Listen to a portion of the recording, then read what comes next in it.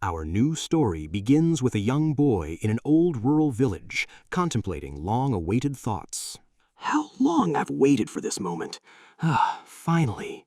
He slowly opened his blue eyes to grasp his new reality, staring in amazement and whispering to himself. An unfamiliar ceiling and completely strange sensations. The moment he remembered the heroes of that fantasy world, the warriors and mages, he shouted with overwhelming excitement and joy. Possession, dimension transfer, or even reincarnation into another world, I don't care what it is. What matters is that I succeeded. I actually succeeded. His memory took him back to his dark room where he sat in front of his computer, his fingers typing non-stop, obsessed with every detail. Every book, web novel, webtoon, or even game I ever enjoyed. His fingers continued to move at lightning speed to complete his obsessive thought. For every work I loved. He was writing a scathing, detailed critical review, harshly attacking the author. Author, the world building of your story feels desperate and outdated. You tell us the protagonist became a hero, but you don't show how the world changed because of him. The battles are just soulless actions, lacking tension. And the characters don't speak naturally. They exist only to parrot your philosophy. The story has a skeleton, but no flesh. Which is why, after finishing this novel, I felt nothing but emptiness. With a sharp gaze, he continued typing with force and determination. Every day, without fail, and every time in a different style, meticulously and completely. Thanks to this obsession and total immersion, he managed to cement the map of the vast continent in his mind, reassuring himself of the scale of his absolute knowledge. I have memorized the entire story. Crowning his grueling journey of preparation and dedicating his life to that novel. Yes, I memorized the world building and every character relationship in it. Only to find himself now a living part of this world he had memorized by heart and criticized in the harshest terms. Reviewing the fruits of his deep knowledge of every detail of this world, he affirmed with absolute confidence. And even the locations of hidden items and ruins, of course I know them. The consequences of his harsh criticism had been disastrous in his previous world. Many authors stopped writing because of him, fans exploded in anger, and he was even mocked and banned across various communities. But amidst all that backlash, he faced his fate with a faint smile, announcing the achievement of his desired goal. But in the end, I succeeded. After a long time, I have reincarnated into another world. He began to examine his new surroundings in that old rural village, muttering curiously, "All right, let's see what we have here." Realizing he was in the body of a small child, he began to inspect himself with curiosity and shock. I look like I'm 4 or 5 years old. Maybe I should check my stats first. With excitement and confidence, he quickly reached his hand into the air, trying to activate the game system, shouting with all his might, "Status window!" But his hand remained suspended in the void amidst a heavy silence, making him wonder in disbelief. Wait, where is it? He placed his mouth over his mouth, thinking with a smirk. So it's not a common regression story like the others. Well, it doesn't matter. Grasping his reality thanks to his extensive experience. Out of all the stories I've reviewed, many of them don't even have status windows. Anyway, time is on my side, as is my comprehensive knowledge of this world. He stood with total confidence, fists clenched, with an ambitious look, planning for the future. So, should I start by making something that will bring me a massive fortune? The first week of possession. Age 4 years old. Under the sky of a miserable rural village, Kim Sun-woo realized his new reality. He had become a child named Ivan Petrovich. His reality was bitter. His parents were merely poor farmers who didn't know how to read and didn't even know the name of their own kingdom. In a desperate attempt to amass wealth, the boy tried to invent soap using his modern knowledge, but the experiment failed miserably. Ivan received a harsh beating from his mother, not just for messing around, but because the biggest shock was soap had already been invented in this world. The 6th week of possession. While on an errand to buy eggs in a crowded city, Ivan noticed something that turned his expectations upside down. Printed newspapers. He flipped through the newspaper in amazement, wondering in shock. If they distribute newspapers even to rural villages, this isn't a medieval world. Where the hell am I? On that day, Ivan despairingly crossed out most of the novel titles from his list of potential worlds. Weeks and months went by. Ivan finally learned the name of the country he lived in, and the name of its king. Without hesitation, he threw the few remaining pages of his list into the fireplace for the flames to devour. He realized the harsh truth. It was a country he had never seen before, a king he had never heard of, and completely unknown neighboring countries. At that moment, he stopped wondering about the name of the story he had reincarnated into, and started wondering about the very genre of this world. The 4th year of possession, age 8 years old. From a dark sky teeming with green lightning, the Demon King and his terrifying armies suddenly descended. In a bitter farewell scene, his father whispered with a sad smile, Don't worry, stay here with your mother. Ivan realized that this kind man was no longer just a passing character, but his real father, who promised him, saying, "I will definitely return." Ivan and his mother watched with heartbreak as his father was forcibly taken for conscription and sent to the front lines of death. From that day forward, Ivan's perspective on everything changed. Ivan became his mother's sole support, assisting her with perfect skill in the farm work. The 6th year of possession, his sense of his former self slowly began to fade. In his free time, he devoted himself to studying until he finally mastered the language of this new world. The years passed, the 8th year, then the 10th, and quite suddenly, a tragic news echoed that shattered little Ivan's heart. The official notice of his father's death finally arrived. But the most ironic and maddening thing of all was that the death certificate had been issued 2 whole years ago. Ivan sat in the dark, his heart squeezed by pain, wondering in bewilderment, what is this mess? Could it be that the genre of this world is a strategy simulation? His thoughts crystallized in shock. An isekai world that has steam engines and guns, and at the same time knights, mages, and a demon king? Everyone is ground together in a massive war of annihilation. Ivan stared into the void with pale features, unable to comprehend. Meanwhile, his mother collapsed, covering her face with her trembling hands, weeping with overwhelming anguish. He stood behind her in shock, his limbs trembling. How could this happen? But he gathered himself with a resolute expression to comfort her. "Don't worry, mother." And the next day, he made a decisive choice. In the middle of a train station bustling with soldiers, Ivan decided to voluntarily enlist in the military service. He signed up for an annual salary of 15 coins, stipulating that it be sent entirely and directly to his mother. He didn't do it merely out of duty, but out of pity and compassion for the woman who had dedicated her life to him, and out of a sense of guilt for living inside the body of her only son left in this world. The 4th year of military service, age 18 years old. Amid the blazing battlefields, Ivan discovered a terrifying truth. He possessed a combat talent far greater than he had ever imagined. Thanks to his successive bloody achievements, he was rapidly promoted from a mere recruit to a regular soldier. But the front lines continued to collapse tragically, and half of the Allied nations burned down and turned to ash. And at the height of this despair, the legendary hero appeared.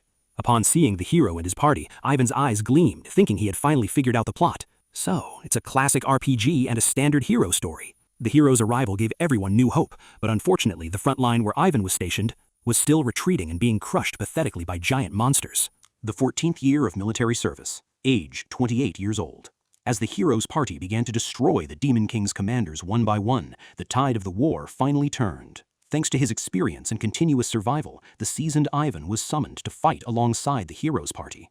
A terrifying new squad was born under the name Recovery and Enemy Search Unit. But due to the gruesomeness of their missions, everyone called them by one chilling name, the Extermination Unit. Whenever the hero brought down an enemy commander, throwing the demon's ranks into chaos, this special unit was sent to wipe out and kill anyone who remained. And so 2 blood-soaked years passed, age 30 years old. Amidst roaring cheers of victory and scattered rose petals, the hero finally succeeded in killing the Demon King. From his military balcony, Ivan watched the celebrations coldly, deciding to sit back and wait for the ending credits. His eyes shone with complete relief. Now, I should be able to escape this damned world. The 28th year of possession, age 32 years old. 2 full years had passed since the death of the Demon King, but the ending never came. At the same time, the Extermination Unit was slowly being disposed of until it shrank to barely a fifth of its original strength. Ivan realized the dirty intentions of the High Command to get rid of them, shouting in anger as tears of oppression filled his eyes. Ivan was forced to carry out one final suicide mission that was practically a death sentence. Against all odds, he survived it, bared his fangs, and demanded his immediate discharge from the army. The 30th year of possession, hoping this epilogue that refused to end would finally be over. 10 full years had passed since his peasant mother passed away. A mature Ivan returned alone to his hometown, carrying his bag and his heavy memories. He established an orphanage near the capital, taking in the children displaced by the ravages of war. Days and years passed, yet to this day the ending credits refused to appear. The orphans played happily in the courtyard of the St. Vasilisa orphanage, unaware of their guardian's suffering, while a bearded Ivan sat in his old library, muttering in frustration. He grabbed his quill and wrote with deadly nostalgia. "I miss my homeland. I miss it so much it's driving me crazy." He jotted down a list of Korean food he bitterly craved.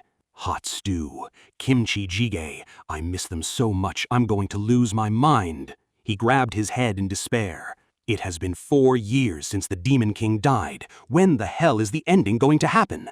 Don't tell me the condition is that I have to die of old age. Suddenly, his thoughts were interrupted by the confident footsteps of military boots approaching in the hallway. Ivan turned toward the door in surprise. His eyes narrowed with strictness and danger. That sound. He analyzed it with his military mind, the rustling of leather, the smell of gunpowder, and those steady footsteps, a well-trained soldier.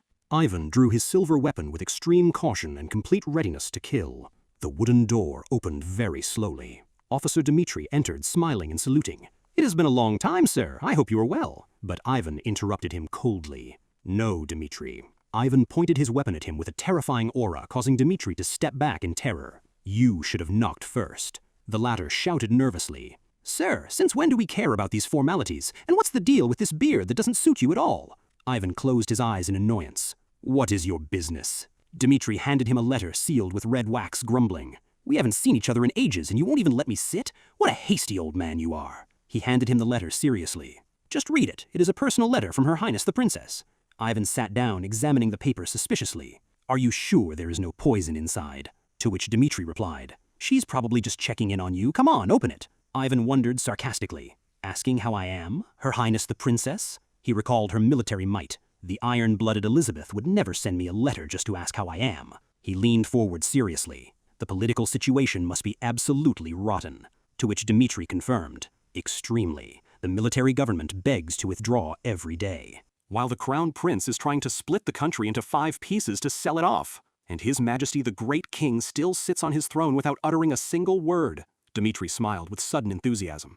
"And in the midst of all this chaos, ta-da, the internationally renowned Academy of the Allied Kingdoms was established." Dmitri continued his revelation. "St. John's Academy. Do you know who enrolled this year as new students? Isabel, daughter of the hero Maximilian. Oscar, son of the knight Gilbert. Elvira, daughter of the great mage. Lucia, disciple of the master thief. Even the former saintess of the Heroes Party joined them as the head of the department." Dmitri added, "And since applicants are accepted regardless of age, talented youths from all over the world rush to enroll." Dmitri's features darkened with a warning tone. "Given the importance of these children, if even one of them dies or is injured..." Ivan stared sternly. "This country will be completely finished. What do you want me to do?" Dmitri pointed with absolute seriousness. "Until these children return safely to their countries, protect them for just 3 years without a single scratch." Ivan closed his eyes in frustration. What kind of ridiculous ending is this for a hero story? He analyzed the situation angrily. International affairs are in chaos, domestic politics are ominous, and on top of all that, an academy suddenly appearing out of nowhere? Suddenly, Ivan's eyes widened in resounding shock as he connected the dots. He stared into space, beads of cold sweat dripping from his forehead, and whispered in disbelief, "Wait a minute." Ivan leaned forward with crushing anger before a terrified Dmitri. A terrifying red aura burst from his hand, cracking the wood of the table beneath him. He shouted with bitterness and overwhelming rage, completely smashing the table. Damn it! Was this world an academy story all along? Dmitri trembled nervously. "Sir, what is wrong with you? Are you all right?" To which Ivan replied with biting sarcasm, "Do I look all right to you?" He breathed heavily as he absorbed the magnitude of the tragic disaster. "I spent 30 years being torn apart and suffering in this world, and all that horror was just the prologue of the story?" His fist pierced through the surface of the shattered table as he made his decision. With resolute features and eyes shining with defiance, Ivan decided his fate. "It's simple. I just have to make these annoying kids graduate, right? Let's go see the ending then." He clasped his hands tightly with a confident smile, reclaiming his true identity. "I accept the request. Let's finally go home, Kim Sun-woo." With features masked in seriousness and strictness, Ivan contemplates the princess's letter, which addresses him by his old name. Vanka, are you doing well? I've always heard good news about you from time to time, and it seems you are doing well. Her words, laden with nostalgia, transport him back to the ancient memories in the royal palace gardens, bitterly reproaching him with longing. Do you remember when we struggled together to care for the garden? I was hoping we could have tea together, but you left without looking back once even. The tone of the letter quickly shifts to carry a veiled warning of an impending danger on the horizon. But Vanka, winter is upon us, a winter that will be colder and quieter than the last. In his imagination, her hand gently extends to touch the withered leaves, while her words continue to commune with him in silence. She appeals to him by a title he has never forgotten amidst the fragrance of their memories. Vanka, my most trusted lumberjack in the entire kingdom. Then she presents him with a generous, irresistible offer, confirming her readiness to pay any price for his return. If there is anything you desire, I will repay the favor threefold without fail, and if material payment is insufficient, I will cover the rest with our friendship. She dives deep into their memories, declaring her absolute sacrifice to get him back. And even if that fails to settle the account, I will pay the price with our shared memories. She concludes her letter with a final call to the duty she has always shouldered. The kingdom still needs your dedication, as you have always done, and as you always will. As soon as Ivan folds the letter bearing her affectionate signature, he raises his head with total focus, addressing the officer to settle the matter. I've read it. In short, Ivan absorbs the magnitude of the impossible mission placed upon his shoulders, the harsh conditions echoing in his mind. For 3 years, until the children of the Heroes Party graduate from the academy, ensure that no one dies or gets hurt. Deep in thought, he connects the threads of his reality to realize the bitter truth. So the genre of this world was an academy story. If I endure another 3 years and see the ending, will I finally be able to return home? Ivan breaks his train of thought, directing his crucial question to Officer Dmitri about the first arrival. The shocking reply comes. It's Einar's got her, sir. I heard the child of His Majesty the Great King of Drawn is scheduled to leave first. Ivan's eyes widened in bewilderment, the word echoing in his mind like a terrifying resonance, awakening old memories. Einar, the Great King of Drawn. The image of that massive warrior who once accompanied him in the Heroes Party materializes in his imagination. But as for the man who was a member of our former party, this is exactly how I remember him. A bloodthirsty maniac wildly swinging his axe, destroying everything while screaming in his face. Gwahaha! Listen well, little Ivan, this is how you swing an axe. He returns to his reality, shocked by the fact that the first person heading to the academy is the daughter of that very maniac. At the train station, loud cheers and majestic celebrations rise from the warriors of Drawn, bidding farewell to their princess. We are proud of you, the best heiress to the kingdom of Drawn. As long as you inherit the blood of the great conqueror Einar, you will surely conquer anything. The atmosphere turns into mockery and roaring laughter as they whisper about her strange major. Whose daughter do you think she is? Did you hear? She's going to conquer orchestral music of all things. Isidisi, Einar's eldest daughter, turns around and explodes in anger at them, fiercely hugging her musical instrument. And what is wrong with orchestral music, you scum? Isidisi glares at them with burning eyes, challenging everyone to prove her worth. Watch me closely, everyone, and see how successful I will be. She officially enrolls in the College of Music in the orchestral department at St. John's University. Under the majestic farewell of the Knights of Drawn, the steam train sets off, carving its way through the snowy mountains. But just 2 days into her journey, the unthinkable happens, and the entire place shakes following a horrific explosion that derails the train, turning it into a blazing wreckage. Ivan receives the news like a thunderbolt, interrogating the officer in bewilderment and disbelief. What? A terrorist attack on a train out of nowhere? Are you sure about this? And why is it happening now? Ivan realizes the terrifying answer that explains everything in this world, because it's a story of the academy genre. Ivan recalls the stereotypes of usual hero stories, where the hero defeats the Demon King accompanied by his loyal companions. Then events follow, with one of the enemy commanders joining the hero's side to complete the classic dramatic plot. And at the end of the journey, the world regains its lost peace, and the page of evil is turned. All these are nothing but memorized cliches, for every genre has its own logic, and 30 years ago. Immersed in his memories, Ivan contemplates the situation seriously. When I remember the contents of that book I burned, I fully realize what will happen next. All eyes turn towards the Igorovich border station, where expectations accurately pinpoint the occurrence of the anticipated terrorist attack.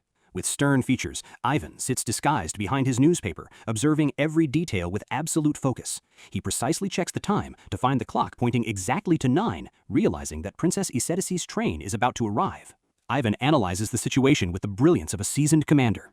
If someone is targeting Princess Isidisi, their attack will inevitably be at this very border station. The conspirators must cross the border first to place the blame on the kingdom, especially since beyond this station is a heavily guarded military zone that is difficult to penetrate.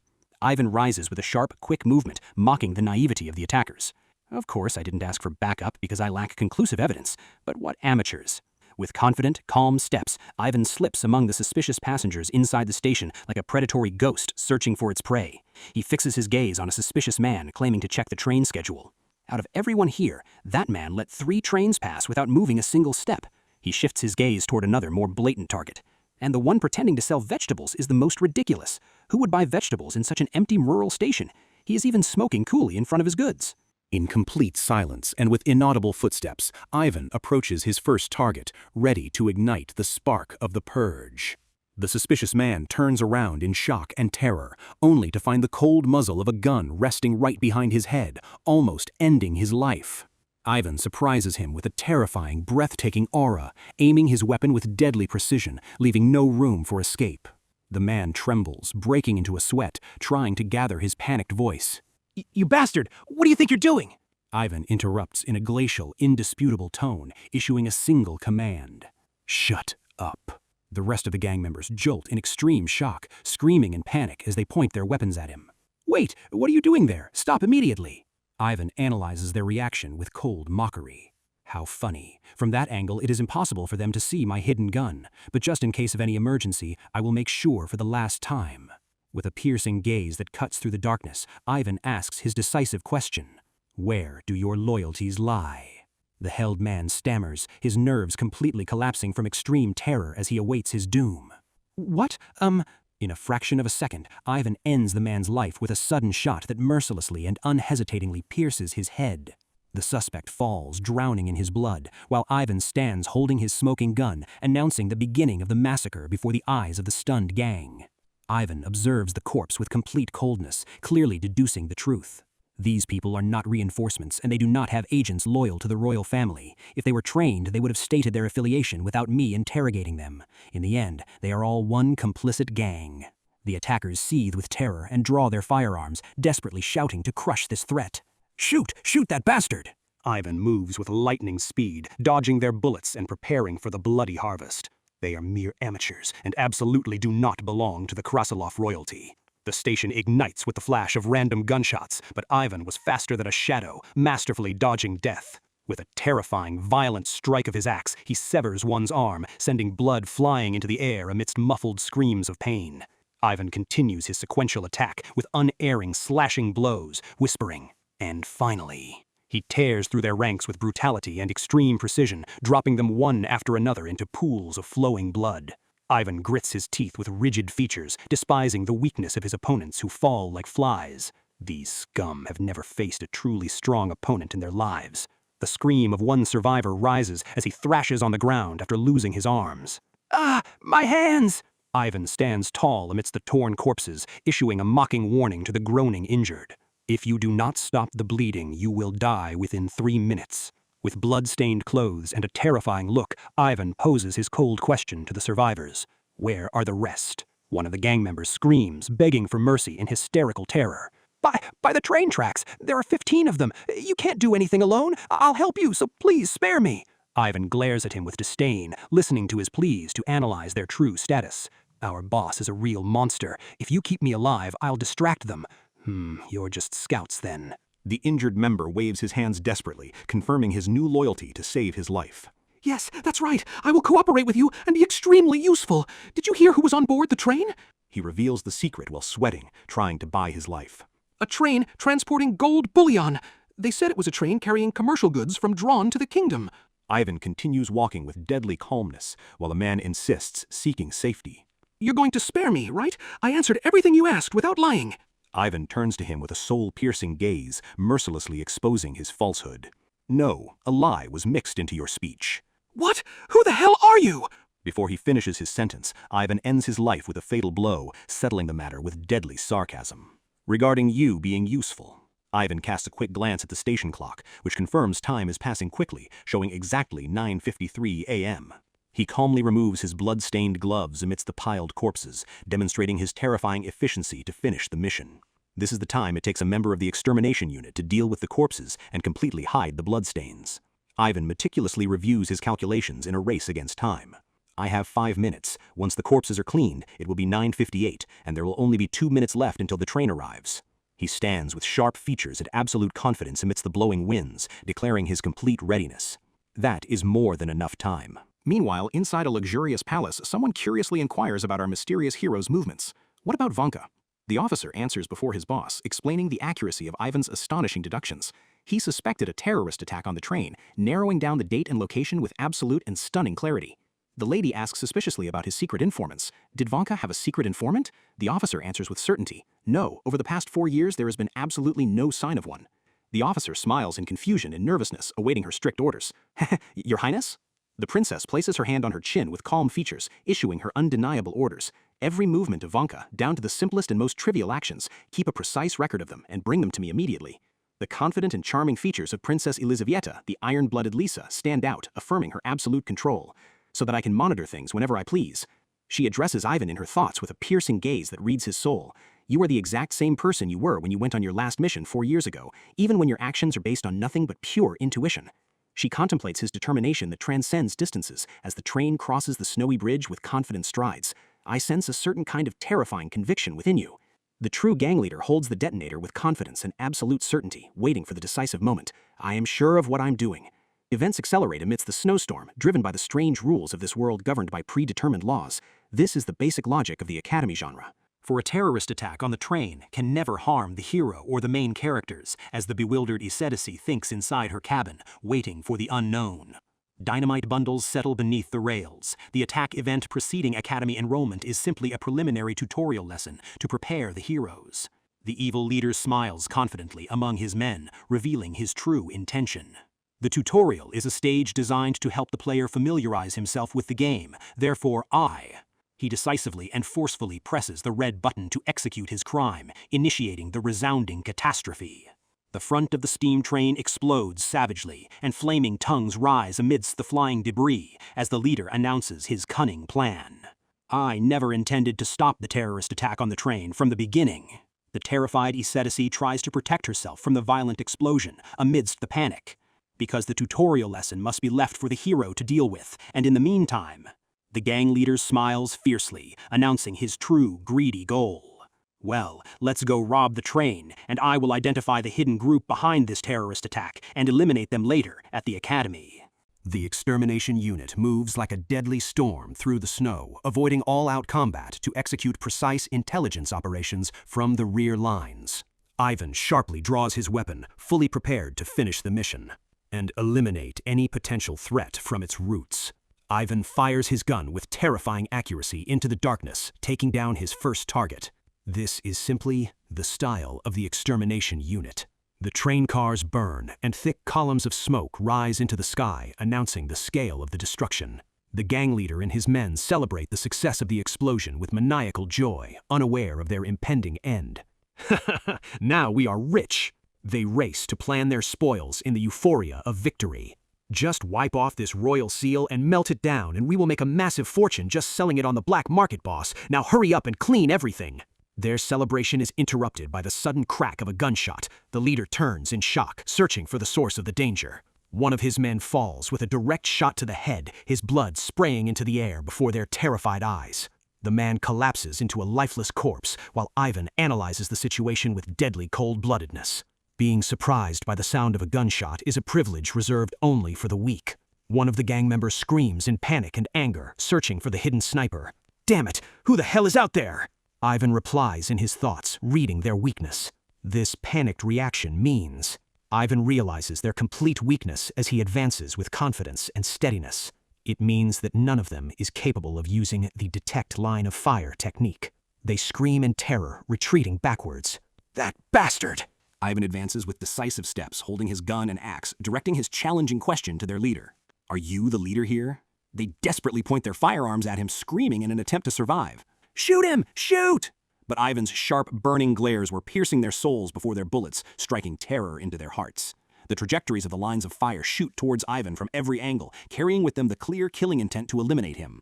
But firearms do not work against anyone who surpasses a certain level of power, because the killing intent carried in the bullet and the weapon. Ivan moves with supreme skill, dodging every bullet with terrifying agility. Can be detected and dodged very easily. Ivan envelops his gun with energy to conceal his killing intent, demonstrating the vast difference. With a weapon in your hand, coating it with mana to hide killing intent is basic, but it is very difficult with projectiles like bullets or arrows. He dashes with lightning speed to launch a sweeping, unblockable counterattack. And for this precise reason, he knocks down his enemies with deadly dual strikes that end their lives in moments. In the hero's party made entirely of the strong, no one used things like firearms. However, as the sole exception, every member of the extermination unit carries a gun to rape souls. Another member falls with a direct gunshot that blows his head off. He screams in agony before taking his last breath. Ivan continues his advance with decisive features and glowing eyes that project terror. All this to evaluate the enemy's strength and dispose of the weak first. The gang leader goes crazy, charging while wildly waving his weapon with savage anger and blind impulse. "You bastard!" Weapons clash in fierce combat. The leader screams, questioning amidst the clash of blades. "Who sent you? Where did a bastard like you come from?" Ivan counters him with absolute mastery, delivering a powerful, direct blow that crushes his face and drops his pride. The knockout blow violently sends the leader flying, debris scattering around him as his strength crumbles. The leader crashes into the ground, creating a deep crater in the snow, while Ivan stands before him with his gun aimed to end the battle. Ivan approaches the leader, who is kneeling on the ground, groaning in pain, unable to move, with calm and steady steps. The blood-stained gang leader threatens Ivan with deep-seated malice and hatred. Your face, I've burned it into my memory. You'll see, Ivan interrupts him with cold sarcasm that silences him. Are you good at remembering faces? Ivan stands tall over his defeated opponent, ending the dialogue with deadly coldness. That's very comforting. The blood-stained gang leader stares in bewilderment and shock, while Ivan realizes his true identity dictated by the rules of the game. This man is probably the boss of the tutorial designated for the heroes. Ivan readies his small battle axe, deciding his fate with strategic wisdom. In the end, he belongs to the hero, so I have no intention of killing him now, however. He aims his axe with a terrifying threat at the leader lying on the ground to extract what he wants. If any thought of rebellion crosses your mind, answer immediately. I know countless ways to hurt humans. Elsewhere, strict cries of warning echo, announcing unbridled anger. Don't you dare! You must not follow me! If by any chance... Isetisi stands with her red hair, clenching her fist in overwhelming anger, threatening her uncle without backing down. If I catch a glimpse of you following me, I will disown you immediately. Isetisi quickly leaves the room carrying her music case, while her bearded uncle watches her with anxiety and astonishment at her rebellion. Isetisi, so this means... A cunning idea flashes in the bearded man's head, and he smiles broadly, finding the loophole. Aha! So it's fine as long as she doesn't see me following her. The bearded uncle gathers his huge men in the meeting hall, addressing them in a voice filled with seriousness. So then, I have gathered you all here for a highly important reason. He shouts with extreme enthusiasm, his fist clenched, searching for a volunteer ready for the impossible. Who among you is the brave warrior who will help Isetisi without his eyes ever being seen? The cheers of the massive warriors rise with maniacal enthusiasm and readiness for the mission as they beat their chests. Right here, brother! Leaving us to wonder sarcastically at this scene. Who are these obsessed men? These warriors stand proudly, their blood-soaked history speaking for them. They were once a gang of maniacs and killers, but now they are men accepted by their master as his brothers, and King Einar had many of these loyal brothers. The leader explains his predicament to his alert men, warning them against being discovered. But Isetisi knows all your faces, and even if you disguise yourselves and board the train, she will recognize you immediately. So, he shouts, asking for the commando required for the impossible mission that requires endurance and patience. Who is the warrior who will chase the train on his own 2 feet? They cheer in unison, raising their weapons, for they are men who seek nothing but sacrifice and redemption. They desire no wages nor rewards, offering only their absolute loyalty to their leader. One of them stands like a towering mountain at sunset, as the narrative reveals their true identity that makes one tremble. In Drontheim, they're known by this legendary name, the Neighbor Guard, the Huskarls. The leader smiles confidently, defining the nature of his men's secret mission. Excellent. Now we must find the person among you who will enter St. Jansk University and protect Ishi. Now, who among you? The leader drops his bombshell that terrified the fiercest warriors more than the battlefields. Anyone who is confident in their ability to pass the Academy's written exam, raise your hand. The warriors freeze in terror, their faces scrunching up in shock at this intellectual challenge. Impossible! A written exam? I'd rather die on the battlefield than face this torture. Amid this panic and hesitation, a brave hand rises to break the silence and save the situation. Warrior Mord Eriksson stands, raising his hand with confidence and determination, announcing his acceptance of the greatest challenge to save his princess. I will try, sir. I am Mord Eriksson. I will do it. The warriors explode in cheers and warm encouragement for their brave brother, passionately supporting his decision. Oh, brother, don't worry. How hard could their silly exam possibly be?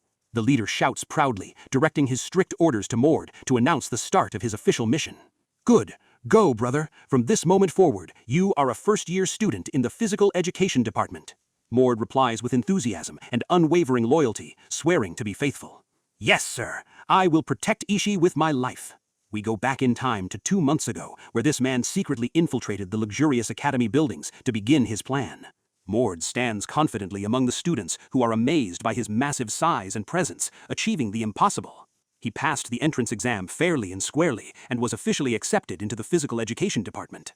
Despite his bitter suffering, sweating over the exam paper trying to decipher its hieroglyphs, of course, in the written exam he barely passed with the lowest possible passing grade, leaving the judging panels in a state of bewilderment and comical shock at his disastrous answers. But he made up for it with a terrifying physical achievement that astounded the observers and turned the tables. But his success was possible because of the new record he set in the practical assessment. The observers wondered in terror, a student? This endurance is completely absurd and doesn't belong to humans. For surely he is one of the legendary Huskarls, and on a cold January day when the violent explosion of the train occurred and debris was scattered, Mord runs at an insane speed behind the moving train, surpassing human limits. After running behind the train for 2 full days without rest or sleep, he became a freshman student in physical education to protect his princess. The angry uncle runs at top speed, threatening whoever harmed his niece with sparks flying from his eyes. Ishi, wait for me! What rotting scum dare to lay a hand on my niece? Inside the smashed train car, curtains flutter amidst faint moans and pain that tears through the eerie silence. Isetice sits on the debris-filled floor, in pain, wondering in confusion and panic about what happened around her. Oh, what on earth happened? Her eyes widen in shock as she realizes the reality of the attack and wonders in terror. No, impossible. Are they robbers? She bitterly remembers her earlier threat to her uncle, which left her alone, facing death. What do I do now? I left after saying I would disown anyone who followed me, so I don't have a single escort to protect me. Isetice looks around in panic amidst the darkness and rubble, suddenly screaming in search of her most precious possession in this world. My violin! She hugs the small violin case with deep affection, sighing in relief after finding it intact. Thank goodness, my little violin. I was so afraid something bad had happened to you. But the moment of safety didn't last long, as a huge object crashed near her, her eyes widening in terror, anticipating the worst. The car door bursts open and shatters violently, sending shrapnel and debris flying into the air above her head, announcing a new danger. Isetice screams in panic, clinging to her violin with trembling hands as she stares at the looming danger amidst the dust. Eek! Who's there? The hero contemplates the shattered wall he supports with his strong hand, letting out a faint mocking laugh amidst the destruction. The bearded thieves surround the terrified girl with malicious intentions, boasting about their easy catch. Well, well, looks like we have a little catch here, doesn't it? On the other side of the train wreckage, Ivan stands holding his axe over one of the injured enemies who groans in pain and begs for death. Just kill me. Please kill me instead of this torture. Ivan places his foot cruelly on the injured man's chest, raising his terrifying axe to coldly shatter his hopes. Everything is fine. You certainly won't die that easily. Just kill me. The hero slowly brings the cold blade of his axe closer to the trembling injured man's head and whispers to him, "Stop saying such scary and annoying things." Ivan's eyes flare with a terrifying sadistic glow, and the opponent lets out a resounding scream of terror that tears through the silence. The hero's hand reaches out to grab a transparent glass vial, and he begins to slowly pour a glowing green liquid amidst the opponent's collapsing pleas. Stop. No more. Anything but that. The injured man writhes in excruciating pain as the glowing liquid is poured on his wounds, and Ivan poses his mocking question. What did the soldiers on the front lines hate the most? Ivan stands tall over his victim, answering himself as he continues pouring the green liquid. Rations, veterans, officers, enemy forces, and healing potions. Elsewhere, far from this torture, a savage scream echoes, followed by a cruel piece of wisdom. Pain is mostly experienced by those who have felt it. Just cut off the arm instead. Ivan recalls memories of the medical room where he lay injured amidst nurses who warned him not to give up. Don't say scary things like that. Your body is our nation's treasure, Sir Petrovich. If you give up, we might have to amputate your arm. Ivan screams in intense pain and overwhelming anger amidst the glow of green magical energy burning him from the inside. Who treats a treasure in such a cruel way? The nurse approaches with a vial of glowing liquid and a cold smile to increase his torment. This was an experience from my youth. Now, just endure another bottle and tell us if it hurts. It's not like we're going to stop. And after that horrific experience, I did my best to avoid serious injuries. The hero stares at the cursed medicine vial bearing the label R7, remembering its terrifying properties. This cursed medicine forces you to endure all the pain you would have felt during recovery all at once. It's like the Albo 7 medicine in Korea. Ivan raises the vial of green liquid threateningly over his suffering opponent, while his comrades tremble, astounded by his cruelty. After confirming the medicine's effects myself, I discovered another way to use it, and my comrades in the extermination unit liked it so much they called me a devil. Smoke rises from the opponent's body as he lets out terrifying, hysterical screams, confirming the effectiveness of Ivan's plan. This was, in every sense of the word. The opponent falls to his knees, trembling violently and begging to end his torment. "I don't know anything else, just kill me," the hero announces coldly. The perfect truth serum. He continues pouring the green liquid, emphasizing the need for the opponent to stay alive. "No, you must live. This man is likely the boss of the educational tutorial, and there is no reason to kill him now."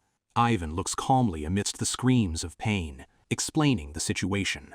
"So I carried you all the way to the train, but since he doesn't even remember who assigned him the terrorist attack, this person is just an ordinary, worthless soldier."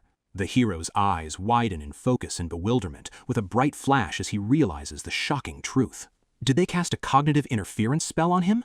The hero watches with sharp and dark features, the danger coming toward him with precision. Line of fire. He analyzes the attack's trajectory and the aiming range through the rubble, asking quickly, "Where is he aiming? Between my eyes?" No. A massive mass rushes toward him forcefully amidst turbulent and violent air. He is targeting my entire face. The attack hits with a powerful explosion that releases a bright flash and deafening flying shrapnel. The hero's eyes light up with extreme focus and sharpness, making his decisive tactical decision. There's no point even trying a normal weapon here. He watches the rocks and massive blocks flying at super speed toward him, evaluating his opponent's strength. Judging from the fact that he can throw rocks like this, he is much stronger than expected. Violent explosions and collisions ensue, raising thick dust and causing widespread destruction in the area. The hero stands alone amidst the dense fog and smoke that completely obscures vision. The hero advances steadily and proudly, holding his weapon amidst the smoke rising from the destroyed ruins, declaring his challenge. In that case, with sharp, direct looks and glowing eyes, Ivan directs his strict command to the hiding opponent. "Come out." Ivan advances with steady steps, surrounded by a faint red energy aura, ready for the confrontation. A fighter carrying 2 axes appears moving agilely over the rubble. The hero greets him coldly. "You have acceptable proficiency, but..." The fighter surrounds himself with a flaming aura, gripping his 2 axes with sharp and angry features. "To think you dare try to touch my niece. You are too stupid for someone at your skill level." The hero walks slowly amidst the wreckage of the destroyed train, looking at the opponent lying on the ground, realizing his mistake. A miscalculation. So this man wasn't the tutorial boss, but the boss's uncle. The hero raises his hands, brandishing 2 sharp iron axes with a distinctive design, ready for a serious fight. The hero surrounds himself with a powerful blue aura and energy, raising his axes with resolute features. "I hope you know something useful, so you are the real boss." The strongly built fighter swings his axe with immense force in a fast movement path, taking the hero by surprise. The axes clash in a violent engagement and destructive force over the rubble, with shrapnel and sparks. The hero's eyes widen in surprise and suspicion amidst the flying dust, realizing the danger. There is something uncomfortable about this attack. Ivan dodges the opponent's attack with lightning speed and looks at him in astonishment at his immense strength. This man is exaggeratedly strong. Ivan's hands move rapidly in a circular motion, creating a magical wave and a repelling shield to block the attacks. The intensity of the epic clash and the exchange of axe blows amidst flying energy escalates. The hero wonders suspiciously. This is supposed to be just an educational tutorial. Could my expectations be wrong? The fighter spins to deliver a powerful blow with his weapon, and the hero analyzes his skills. With these amazing skills, could it be that he robs ordinary people, or is there someone stronger behind him? The weapons crash into each other with immense force, emitting a bright flash that blinds the eyes. The hero stares, amazed and aware of the gravity of the situation amidst the combat aura. Princess Isidisi, one of the main characters. The fighter screams with enthusiasm and desperation during his fierce attack to protect his family. "My dear niece Ishi." The hero dashes toward the opponent, determined to settle the battle and intervene. "I must save her immediately." Amidst the wreckage of the exploded train, the villains slowly advance toward the terrified girl, begging them desperately. "You can't, please stop." The villains extend their hands threateningly with sly smiles towards the girl. Well, I thought you were just an ordinary survivor like the rest." The villain lunges with a malicious and scary smile, trying to get her. "You are so beautiful." The red-haired girl surprises her opponent with a decisive blow with her violin straight to his face with unexpected violence. Shrapnel flies inside the smashed train car as the girl leaps into the air and strikes with fierce succession. The villains look up in bewilderment and fear to where their leader is cruelly suspended. But, boss? The girl's hands tremble violently as she holds the smashed violin and whispers angrily. She breaks down crying and hugs the violin with deep emotion while the enemies scream in terror. She's a crazy! Princess Isadisi resembles her mother in many ways, yet her father was the butcher Inar. The crying girl looks sadly and with overflowing emotion at her smashed violin. It was a wonderful instrument. The villains become confused and panic, trying to flee in terror. Damn you, at least leave us an escape route. Boss? The girl picks up her violin and dashes with all her anger and force towards the terrified enemies. She swings the violin like a lethal weapon, her eyes glowing with rage. I will avenge you. That was the moment the strongest music student in the world was born. One of the thieves screams in terror, appealing to fear to save his life. Oh, save me! One figure falls upside down in the air, while the villains try to flee, shouting in panic. She's crazy. Run! The two fighters wonder with anxiety and tension about the girl's fate. Wait, what happened to the young woman with the red hair? Is Isadisi safe? Is my niece safe? The two fighters look with sharp and shocked features at the sudden change in the situation. Yvonne dashes gracefully amidst the rubble, while the opponent wonders in confusion. So the man you used the healing potion on earlier wasn't your niece? The narrative explains a dramatic rule for Academy stories. An attack on a train in the Academy genre can never kill the hero, because a helper always appears to save them. Ah. The muscular fighter is surprised, wondering, was this man Isadisi's helper? Wait, man, weren't you allied with those thief guys? The hero, standing firmly, replies to the fighter's accusation. I don't know what gave you that idea. You were pouring a terrifying healing potion on that bastard a moment ago. The hero coldly justifies his actions, while a military officer in his memories complains about his cruelty. That was just one of the standard interrogation methods in the extermination unit. Are you crazy? Who uses potions like that? The hero calmly finishes his justification, while the huge figure stands frustrated. There was something I was researching and needed to know from him quickly. Damn it, you should have said that first and saved us the trouble. The huge figure's eyes widen, amazed by the scene. The girl appears holding her smashed violin with a determined expression amid the dust. Her uncle screams. The uncle is surprised to see his niece unharmed. My niece, you're safe. Huh? Uncle? With calm features, Ivan recalls his past encounter with the target. Internal thought, recalling. 7 years ago, I saw Isadisi, the target of this very mission. He remembers the little girl smiling and waving happily. Uncle! She was a cheerful little child then. The girl forcefully pulls her uncle's face with anger and reproach, making him scream in pain while the hero assesses the situation. Ivan contemplates the situation with a watchful eye, deciding his next move. Internal thought, deciding. It would be annoying and dangerous if my identity were revealed here, so I will withdraw quietly. The girl turns around from behind and speaks to her uncle, pointing toward the scene of the accident. Uncle, wasn't someone just here? The uncle thinks carefully and calmly with question marks filling his mind.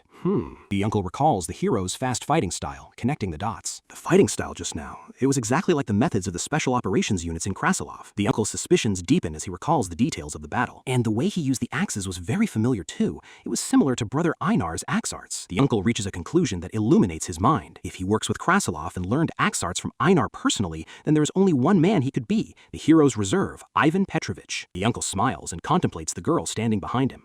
Ishi, do you remember a man named Ivan? Mr. Ivan? Yes, of course I remember him. They walk together on the train tracks towards the bright horizon as she describes him with admiration. He was a very good person, kind and handsome. I'm not so sure about that specific part, but anyway, they stand under the bright sunrise over the train tracks. The uncle expresses his confusion. I heard he died 2 years ago. Damn, without a shave, there's no way I could recognize him and confirm his identity. Breathes a sigh of relief, feeling great comfort that the crisis is past. Bill stands leaning in a relaxed posture under the golden sunlight, complaining about the day's exhaustion. What a tiring and exhausting day for how little I got out of it. An official report confirms the success of the mission. Inar the Barbarian's eldest daughter, Isadisi, has arrived in Krasilov. One agent dispatched from drone, estimated to be one of the Huskarls. Mission complete, target safety secured, success. A majestic academic building with a bright tower appears under the clear sky, announcing the beginning of a new phase. Yvonne holds the official document and reads the confirmation of the target's arrival with relief. Inar the Barbarian's eldest daughter, Isadisi, has arrived in Krasilov. Good. The bearded hero looks at the official papers carefully, analyzing the arrival dates of the prominent figures. These two, within a few days of each other. Isabel, daughter of hero Maximilian from the kingdom of Thiles, will leave in the first week of February, and Oscar, son of Knight Gilbert, will leave from the same kingdom. Our countries are not on bad political terms and are close, so there's no need to worry about them. He contemplates an ornate card of a magical figure raising her staff among the clouds. The daughter of Mage Feelgrin is coming by hot air balloon to start first. He shifts his gaze to a card of a female fighter wearing a cloak and holding a dagger. And Enrique's disciple, Lucia, is already in the capital waiting for orders. The hero sits at his desk, deep in thought. If I deal with the remaining 2 terrorist train attacks, will the educational tutorial likely end? The hero bites hard on his pen with resolute features, ready to write his next plan. In that case, what I must do now is... He grabs the pen and writes a food list with intense focus. Things to eat when I return to Earth. I want to eat kimchi stew. No. More importantly, he crosses out kimchi stew enthusiastically and writes another item. Tteokbokki! He imagines a hot and delicious plate of tteokbokki. Not that modern rosé kind or anything from the big stores either. I want it exactly like the authentic snack from in front of the stool. He sits in his room tired, putting his hands on his face, and whispers weakly. I want to go home. A figure suddenly appearing at the window interrupts him. Are you going to abandon us again? The hero turns quickly, his eyes wide with astonishment and terror at the unexpected surprise. The cheerful girl looks out from the window with a wide smile, identifying herself as a student at the orphanage. How long have you been there, Priscilla? Since you started muttering about what you want to eat, Director. The hero is surprised by her strange entrance and asks her curiously. How did you climb up here so easily? The girl justifies her action proudly. I am in the graduating class and I pay close attention to my lessons, you know that. This is the 3rd floor. Did the orphanage curriculum include climbing high walls? They walk out the door together with a smile of victory. The St. Vasilisa orphanage has an old long-standing game. I won, you know that sometimes. Use the hallway next time, it is dangerous. A figure hides carefully behind the door to start everyone's favorite game. The children try to sneak and hide skillfully around the orphanage to reach the director without him noticing. This game was very popular among the children. A little child dashes quickly from inside a barrel toward his target. The man named Ivan. The hero's eyes widen sharply and with intense focus following his rapid, superhuman reaction. The hero grabs the object coming from behind at super speed without turning around to confirm his skill. The terrified and shocked child hides inside the wooden barrel after being easily discovered. Ivan was a terrifying man who could find hidden children in just one try without any effort. The hero stands strongly and majestically announcing his human reality. Most importantly, his hands smoothly lift the child from his hiding place while he looks surprised at being discovered. The director carries the child on his shoulders with an affectionate smile. Contrary to his scary appearance, his personality was completely harmless, so to the children he was one of the best playmates around, and Ivan never stopped the children from playing. The children run around the place laughing and cheering enthusiastically. It's the director! If these children reach the point where they can fool my trained senses. Ivan carries a child on his shoulders and the rest surround him cheering happily under the sunlight. Even after leaving this place, they should be able to protect themselves. He watches the spacious courtyard where the children play peacefully. 2 weeks left until the next child from the heroes group boards the train. Until then, I am free to take a break. On a rainy night, the rain beats down hard in a mysterious and gloomy atmosphere. Or so I thought. Inside a dark room, a young girl is roughly tied to a chair and interrogated by 2 angry kidnappers. You people, if our director finds out, you will all be in serious trouble. I'm asking where you're from and you're whining about your director? Where the hell did you learn to hide your presence so skillfully like that? The kidnappers look questioningly and suspiciously at the tied girl. So tell us exactly who this director of yours is? The girl smiles with confidence and pride as she announces her protector's name. He is Ivan Petrovich. The 2 kidnappers listen in bewilderment, while one of them repeats the name with skepticism and terror creeping into his heart. I've heard of him, right? Ivan Petrovich? They scream loudly and lose their minds in extreme panic, while the girl stands confidently. Of course we've heard of him! The kidnapper speaks nervously, trying to justify the commonness of the name to calm himself. Ivan is the most common first name in Krasirov, and Petrovich is the most common surname. A tearful figure's eyes widen in sudden shock, interrupting their train of thought. Wait! A girl with long dark hair stands with absolute dominance, while the kidnappers look at her with apprehension as she repeats the question sharply. Who did you just say?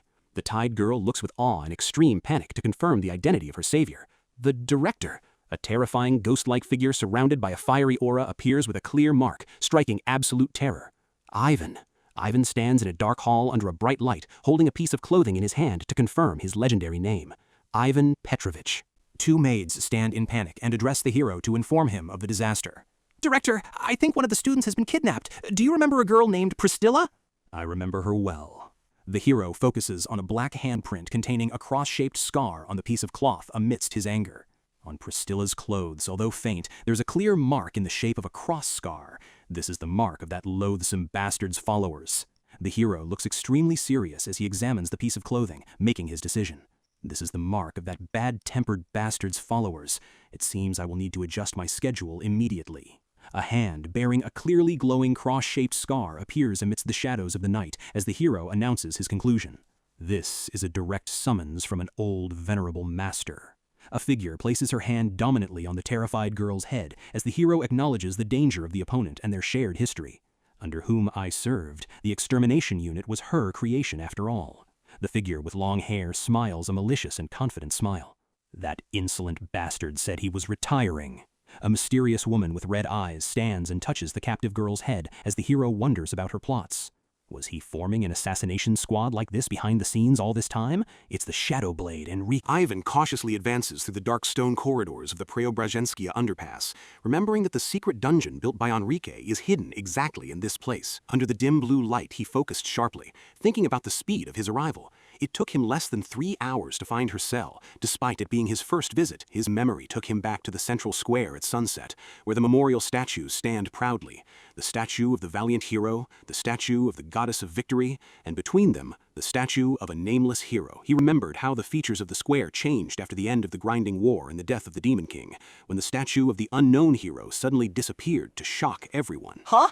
It disappeared! People gathered around the empty pedestal in amazement, whispering, "Oh my God! Someone uprooted the entire statue from its roots in the middle of the capital!" But the real reason no one cared to look for it was that wooden plaque left in place of the statue, on which a sad lament was written. The right to mourn them is mine, Enrique, simply because the thief, Enrique, was a prominent member of the hero's party. In the dark present, Ivan stood majestically before a stone statue of a one-eyed figure in the middle of the dungeon corridors, realizing the bitter truth. We are like very sharp blades. We cannot be kept in an era of peace, so the dissolution of the extermination unit and the reason that drove her to steal this statue must carry the same purpose. Ivan stared closely and with obvious surprise at the memorial monument, wondering, was this inscription on the tombstone before? He read the profound phrases engraved in the darkness that immortalize glory. Even when your names are forgotten, your glory will be eternal, on behalf of all those who are absent. Then he read the prominent signatures immortalizing the memory of the departed, and his eyes widened. For all who are not here, Elizabeta Kirillovna Krasilov, Enrique Sergientka. Ivan walked with calm, cautious steps inside the dark corridor, while the echo of the engraved words resonated in his mind. Do not mourn those who left before us. He closed his eyes in deep contemplation and calmness, completing in his thoughts, because I, too, stand among their ranks. Suddenly, his contemplation was interrupted by a terrifying boom and violent shaking that struck the rocky walls, and a bright flash glowed intensely. The dust cleared to reveal Ivan standing firmly at the bottom of a stone pit, looking towards a statue of a military figure under a dim light. His eyes widened with focus and slight surprise at what he saw before him. Then he stepped forcefully over the debris to enter a luxurious room with classic columns and ancient murals, standing firmly at the end of it after his sudden intrusion. Ivan raised his head with features covered in calmness and complete confidence, speaking, "You still remember." He looked toward the woman sitting in dim shadows, drinking her beverage, to say coldly, "Has it been 7 years since we met face to face?" The woman with pointy ears smiled sarcastically as she raised her teacup and answered him, "Little Ivan?" Confirming her identity, she is Enrique Sergievka, the former thief of the hero's party. Ivan recalled her dark history, the old vampire who stood 100 years ago on a mountain of skulls, betrayed her master and sucked his blood to become the heroine who ended the rampage of her kind, and the vampire who reaped countless souls under the pretext of assassinations. He focused his gaze on the full red teacup in front of him, realizing that he was sitting in front of the Shadow Blade who created the extermination unit, his grandmaster. Enrique rested her chin on her black-stained hands and smiled mockingly, saying, "You traitor, you don't even take a sip of your coffee." Ivan sat coldly with calm confidence to respond to her sarcasm. "Are you afraid I might have poisoned it? It will get cold." "I don't mind if it gets cold. I come from a country where people put ice in their coffee." Ivan faced his master with a direct and cutting question. "Where is Priscilla?" "Aha, straight to the core. You were always like this." He placed his hand on the table cautiously and with sharp features, warning her. "However, don't release too many poisons." Enrique's smile widened to clearly show her sharp fangs as she replied coldly and provocatively, "That makes you look clumsy." Ivan startled with a slight movement, and his hand glowed with a quick defensive response towards his knife, sensing danger. Enrique stared with her shiny red eye with a deadly threat. I taught you this, didn't I? Poison is the sole privilege of the prey. A massive, terrifying red aura in the shape of a zigzagging snake twisting powerfully in the air as she continued coldly. Don't worry about that girl. I haven't bitten her yet, and I am keeping her safe. Ivan resisted the effect of the powerful red energy and with sharp, angry features directed his strict words. Now, answer. The giant snake emerged with its fangs surrounded by red energy in the darkness, and Ivan asked firmly, "What are you planning?" Enrique sat with fierce features and overwhelming confidence, and the red aura glowed behind her to counter the attack. Rather, I am asking what you are planning by gathering orphans. She looked at the tense Ivan and scolded him angrily. You bastard. When I heard you were taking in orphans after retiring, I thought it was a kind deed. She recalled the image of the masked agent in her mind and continued angrily. But in just 2 years, you raised someone who can perfectly use ambush techniques and sent that agent to me on my doorstep? This is no different than opening a school to teach killing techniques. She threw her heavy accusation with absolute seriousness and confidence. This is considered a declaration of war, isn't it? She glared at him with a serious and highly focused look across the table and added sharply, I am speaking seriously. Suddenly, her features changed to a comical, sarcastic annoyance and grumbling. I am really in pain. And what's the story with this beard? I'm losing my mind. Why are you wearing something that was only fashionable a century ago? Don't justify it to me by saying you think it's a disguise. Ivan sat with grim, angry features that accept no joking, while she continued with her caricatured annoyance. I invited him here all the way because I had no intention of fighting, and he sits there as if saying, touch me and you die. What the hell are you thinking? Ivan stared with his sharp blue eye, thinking seriously and indignantly. Enrique, what am I planning? How much am I supposed to tell her? Ivan recalled the state of the capital 4 years after the death of the Demon King. The kingdom is calm on the surface, but it is divided into 2 factions engaged in a fierce power struggle. He remembered the psychological confrontation between the Crown Prince, ready to risk a foreign war, and Princess Elisabetta, seeking to maintain internal peace. And to prevent war, the princess redeployed an agent who faked his death to ensure the main characters safely graduate from the academy. Ivan's eyes narrowed with internal tension and anger as he realized, that agent is me. Yet she asks me, what are you planning? He focused his gaze towards Enrique, sitting amidst her flaming red aura, wondering suspiciously, Enrique knows that I am executing a mission I received from Elisabetta, but why is she asking about the details of the mission? Is Enrique no longer on Elisabetta's side? A dark shot charged with vertical lines dominated his imagination, highlighting the Crown Prince's shadow with a malicious smile. If that is the case, doesn't that mean she sided with the Crown Prince? Enrique looked at him with a sharp smile and glowing red eyes filled with threat and deadly distraction. Their thoughts split in a silent confrontation, flaming red and energy-charged blue, while each screamed internally, what on earth the hell is this crazy fool thinking? Ivan broke the barrier of silence and began speaking seriously behind his dark beard. I heard you are raising a disciple who is scheduled to enter St. Jan's University soon. Well, this can be resolved through conversation. Enrique smiled mockingly and distractedly, while her red eye glowed with intelligence, replying coldly, and then what? Ivan responded firmly, with sharp features and shining blue eyes. My client is interested in her, and if she gets hurt, it would be a great loss to the nation. Ivan strictly clarified the terms of the mission. So, I was asked to take care of your disciple. This is what Elisabetta ordered me to do. You are familiar with her situation and how things are, and if you haven't sided with the Crown Prince, you should understand that. Enrique glared at him with a sharp smile and suppressed anger as she translated his words in her head. I heard you are raising a disciple. I have already identified your disciple and her location, so I was asked to take care of your disciple, which means he is tracking my disciple. Ivan slowly rose from his seat, thinking this should be enough for her to understand, while Enrique exploded in bewilderment behind the table. Internally, in bewildered anger, this bastard is going after my disciple? Enrique quickly turned toward the door and shouted with force and maximum alert, Lucia, Lucia, come in here! The old wooden door opened with immense force and speed, and the response came immediately, Yes, my master. Ivan observed the scene with bewilderment and extreme astonishment, wondering, She is human?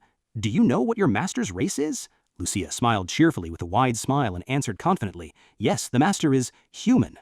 The young girl stood with absolute confidence before her master Enrique and proudly declared, The master is forced to live on a somewhat unusual diet, but she cherishes me and protects this country. She is a true heroine. If you ask me what defines a race, my answer would be one's humanity, Mr. Petrovich.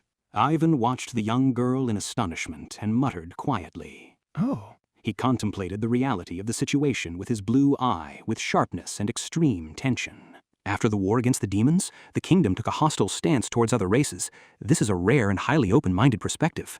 Enrique's hand firmly touched the chair, and she said in an emotional yet firm tone, "She is a disciple I am proud of. She is better than me.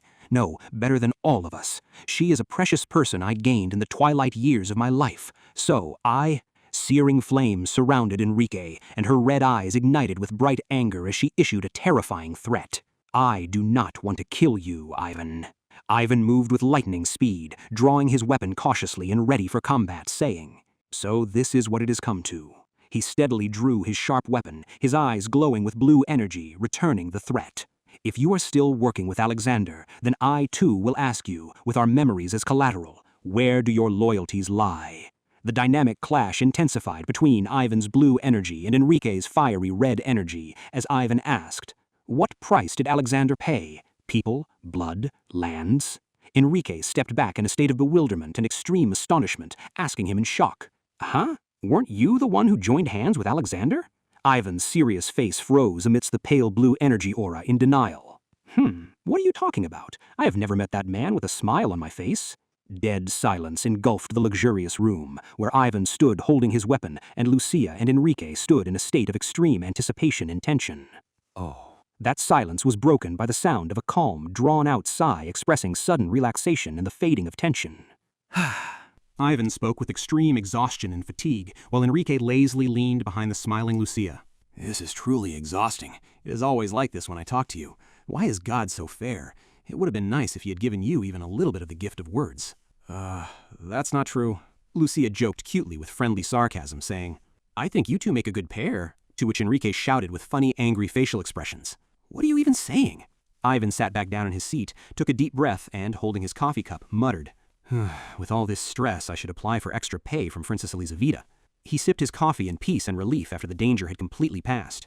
Anyway, the problem is solved. He sipped slowly, contemplating with his calm blue eye. Even if the educational tutorial continues, Enrique's disciple will not fall into serious danger, because Enrique herself will protect her. Lucia proudly praised her master, saying, "Master, your bloodlust was strong. I expect nothing less from the former thief of the heroes' party." While Enrique waved with modesty and feigned laziness. Enough. Ivan curiously and calmly observed their intimate interaction, thinking, they look more like father and daughter than master and disciple. Well, I guess the parent-teacher conference ended safely. Ivan and Priscilla walked for a long time on stone tiles on an extended path, realizing that this place is very far from the orphanage. They stood together on a balcony overlooking ancient classical buildings, bathed in a bright sunset, and he wondered to himself, why did Priscilla come here in the first place and cause Enrique's subordinates to notice her? Ivan slowly turned around with serious features under the sunset light when he heard her hesitant voice. Director? Priscilla rubbed her eyes in extreme annoyance and anxiety, tears streaming down as she asked, "By any chance, are you really, just maybe, are you preparing to leave somewhere?" Ivan connected the events, recalling the government officer's visit. A government officer came to see me, even though I've only stayed at the orphanage for 2 years, and lately I have been absent from the orphanage frequently. He realized the situation with internal sadness and deep contemplation. Is that why she thought I was leaving? Perhaps the children simply noticed what my heart was hiding. He looked calmly towards the horizon at sunset, deciding on the bitter truth. I will leave, most likely. His blue eye widened in slight surprise when his reverie was interrupted by the sound of bitter, sobbing cries. Priscilla broke down in a fit of crying and broken sobs, pleading with him in collapse.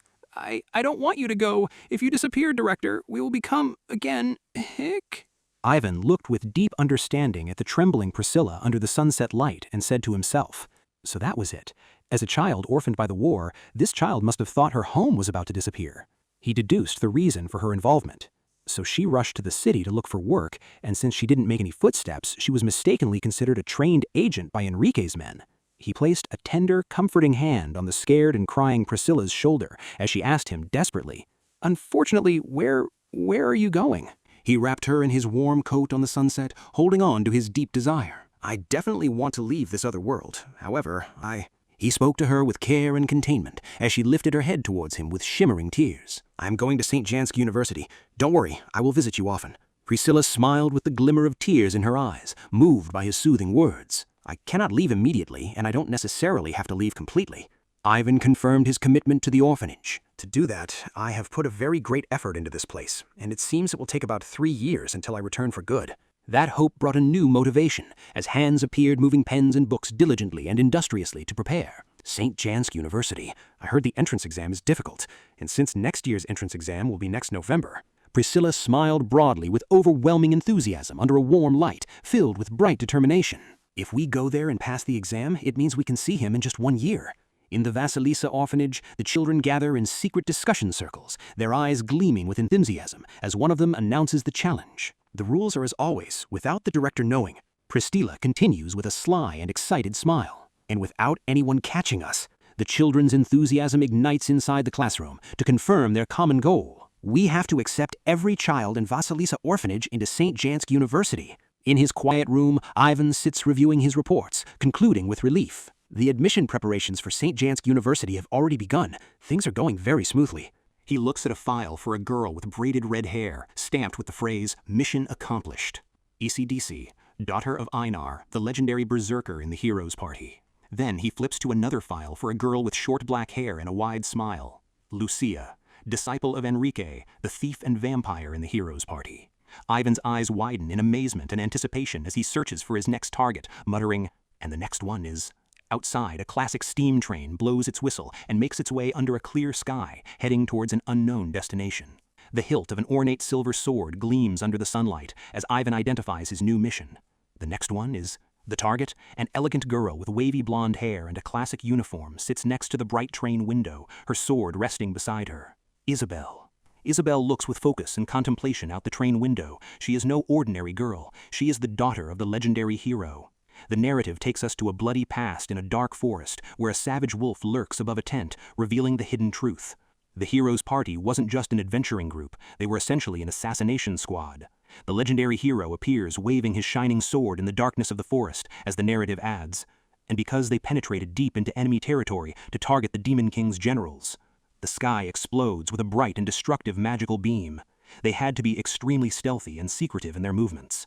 The legendary hero smiles with absolute confidence amidst the fierce winds. But soon swords clash and sparks fly as someone shouts angrily at this recklessness. "You are completely crazy." Enrique stands pointing her hand with sarcastic anger. "Why don't you go and shout it everywhere then, that the hope of the United Kingdoms is standing right here, very hero-like, wonderful. Well?" But she turns around in quick surprise, muttering, A fighter in shining armor spins, generating a bright aura of light, shouting with blind enthusiasm, "I can never lose!" A massive magical beam erupts, tearing through the night sky as Enrique comments in shock and despair. "Now there are 2 of these lunatics." A fighter with yellow hair and a mustache lies down, smiling proudly, announcing his achievement. "Somehow, I ended up slashing more. It was a good warm-up." A girl behind him shouts in panic, "Ah, Gilbert, you completely broke your wrist." On the battlefield, one of them refuses treatment, and someone orders, "Patricia, put some healing magic on her." I think that expression is a bit insulting to my position. The fighter with the beard and mustache laughs maliciously with a suspicious calm that provokes the nerves. Flames surround a massive fighter shouting in the ecstasy of combat.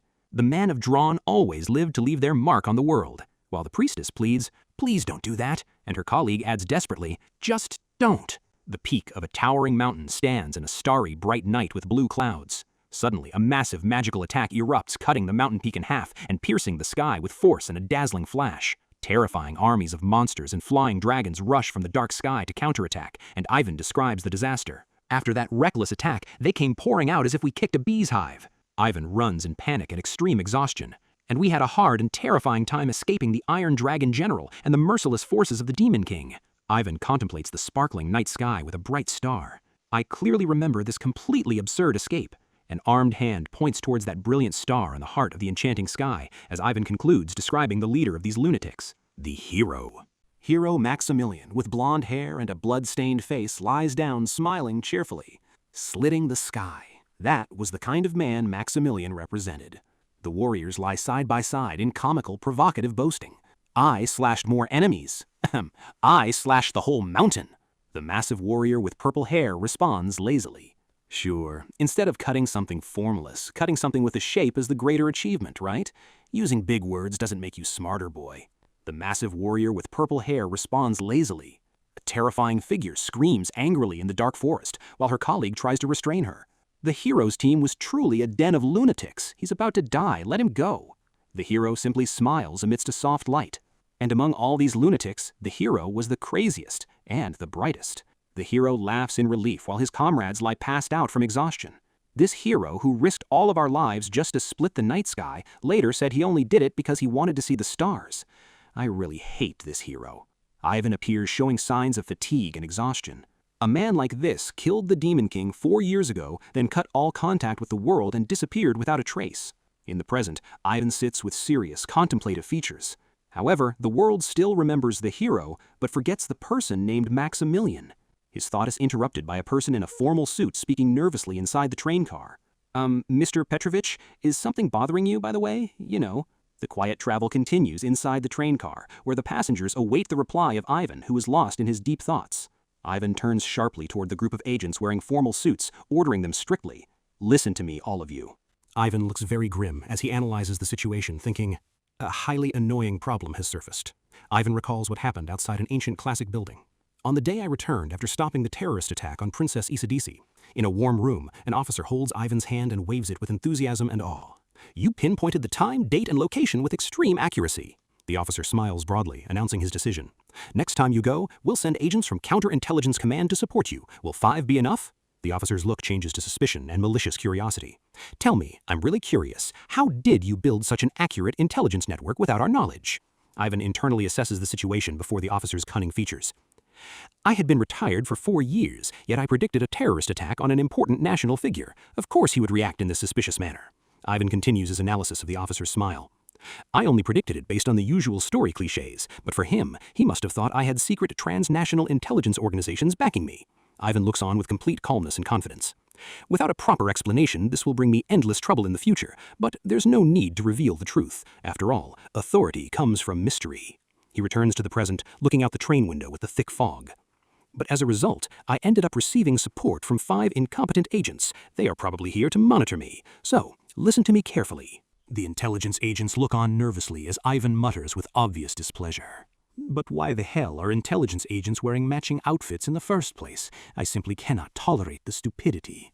The intelligence agents look on nervously as Ivan mutters with obvious displeasure. He observes their suspicious gathering in the spacious car. And when there are all these empty seats, they are huddled together so closely that anyone would find them suspicious and shady. The young agents tremble with sweat under his harsh glares. If agents are this careless, how am I supposed to retire in peace? Foolish rookies.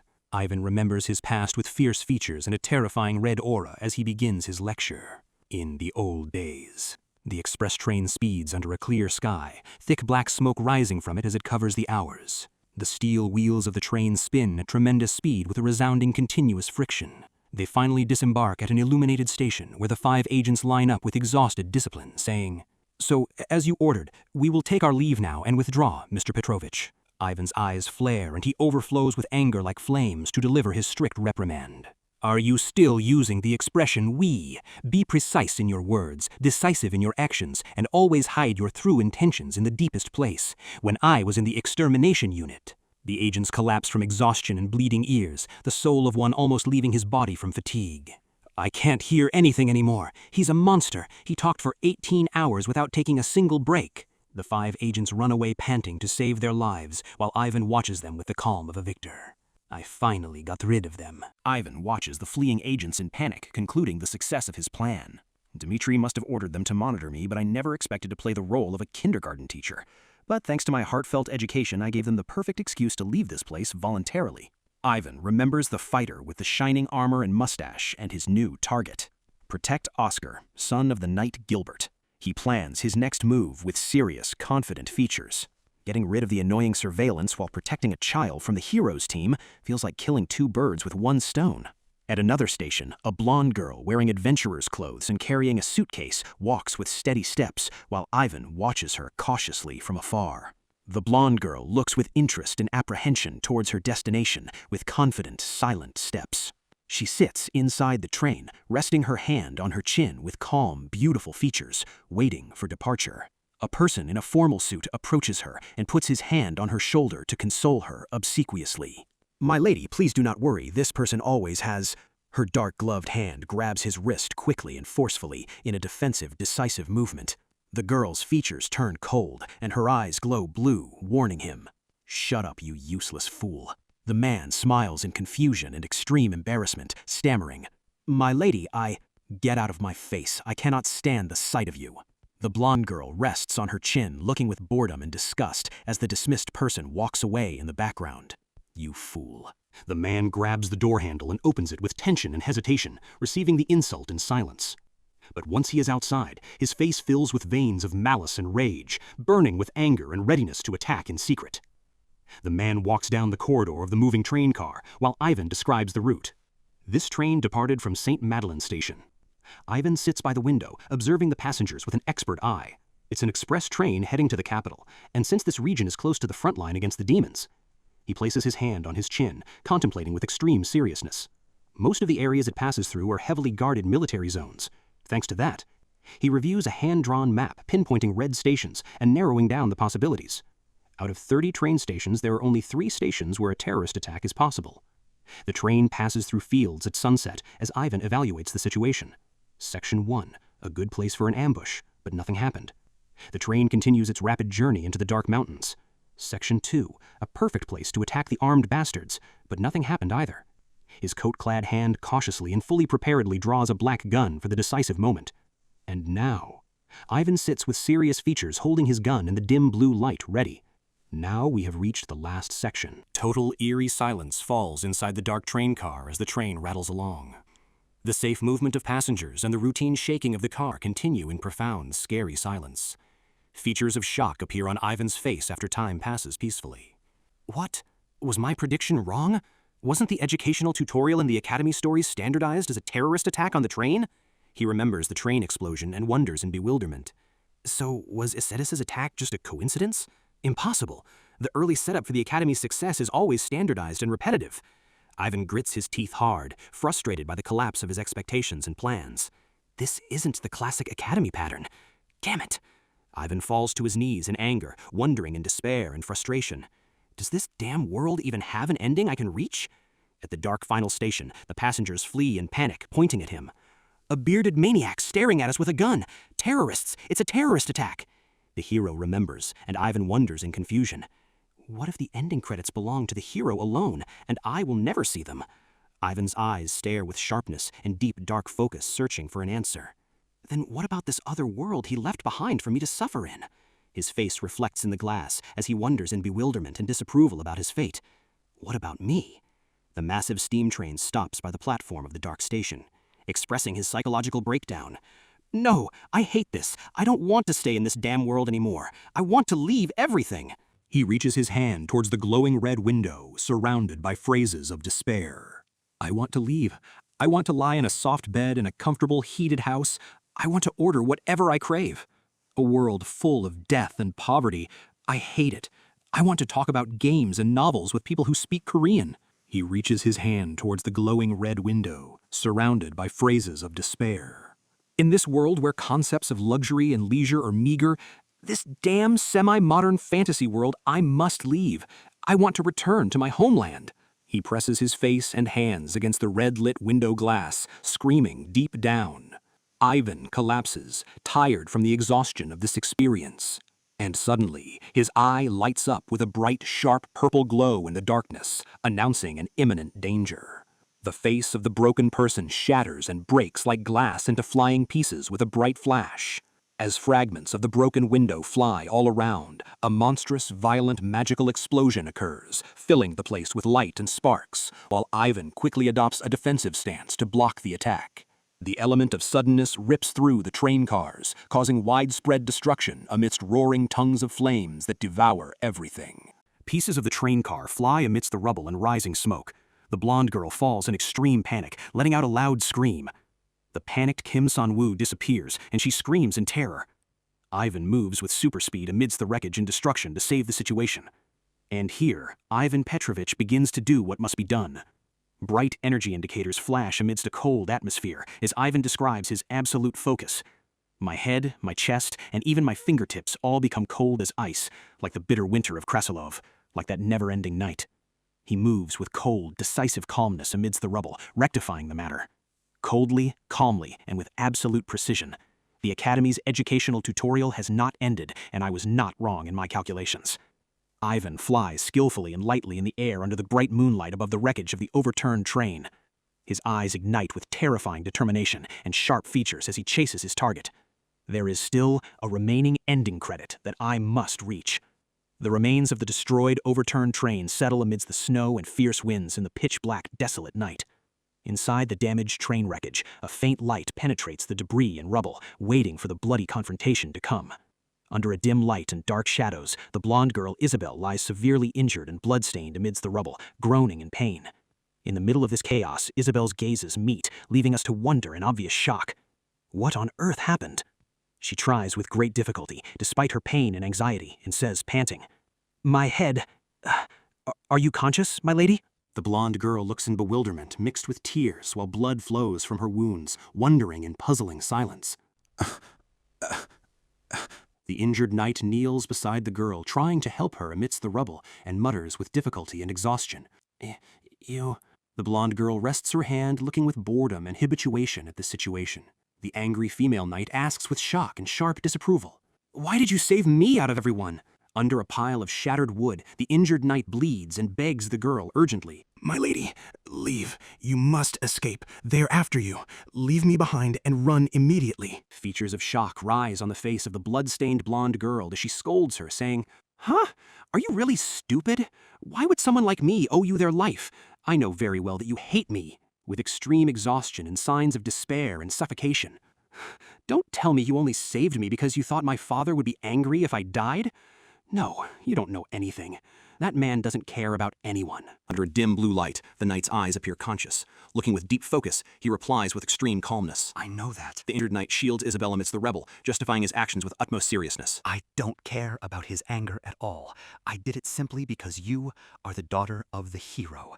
And An image of the hero from the past materializes as the knight continues. because you are what the man named Maximilian left behind. The hero's daughter lies under the rubble as the knight finishes his sentence, describing her. You are his only remaining hope. The knight tries to lift the rebel despite his tension and pain, as the girl asks in confusion and embarrassment. "What is that supposed to mean? I'm not..." From a distance, Ivan observes the situation with calm features and keen interest, commenting with hidden admiration. Wonderful. Ivan continues to carefully lift the heavy rebel amidst the sounds of crushing stones and violent physical effort. Standing tall next to the injured man and the girl, Ivan asks with decisive calmness, Knight, what is your name? Dian, Augustus. He reels his bulging muscles and confident features. The knight looks at him, asking, And who are you? Ivan Petrovich. The blood-stained Dian looks up in exhaustion as he receives Ivan's strict question. Do you want to live?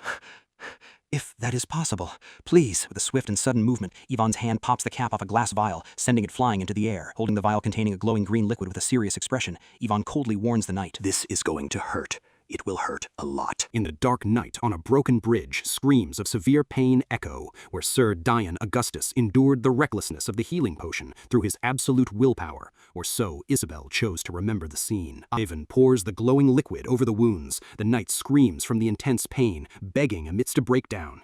"Kill me instead! Do you want the knight's account ledgers? I'll talk! I'll tell you everything! Please!" The knight turns in panic and shock from the extreme pain, suddenly screaming out, "Isabel!" With overwhelming anger, Isabel delivers a strong blow to the knight, screaming in his face, "Hero's daughter, my ass, you idiot!" Dion looks lost and under the effect of a strong shock after receiving the blow, drooling and partially losing consciousness in an utter daze. Dion babbles strange words, muttering, "Mamiel!" Analytically, Ivan comments, the shock caused mental regression.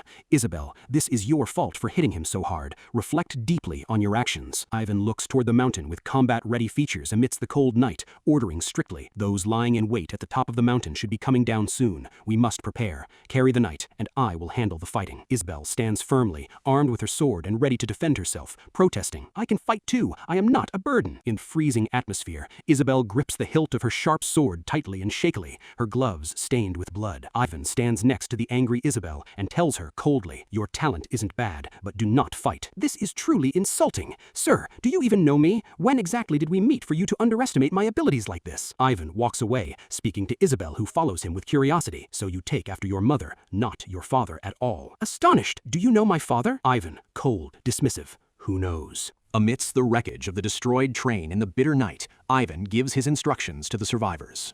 "Gather the survivors, light a fire, and tear up the train seats to use as blankets. Winter nights here are harsher than you can imagine." "If we light a fire in this darkness, won't that compromise our location?" Ivan takes confident steps, leaving the girl stunned and wondering, to answer her coldly. That is not something to worry about.